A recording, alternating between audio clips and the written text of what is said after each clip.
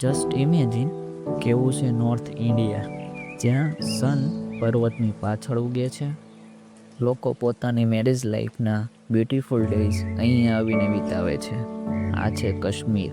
તમારે સ્વર્ગની મજા જો ધરતી પર લેવી હોય ને તો અહીં આવવું પડે. ઉત્તરાખંડ. હિન્દુ ધર્મ અનુસાર રાજા ભગીરથની તપસ્યા પછી ગંગાને પૃથ્વી પર લાવવામાં આવી હતી, તેથી તે નદીનું નામ ભગીરથી પડ્યું. દેવદારનો અર્થ છે દેવતા માટેનો વૃક્ષ, એટલે ભગવાન શિવને સમર્પિત વૃક્ષ.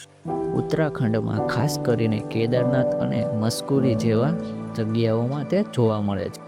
ઉત્તર ભારતની બધી વાતો એક જ વિડીયોમાં કેવી રીતે પૂરી કરી શકાય?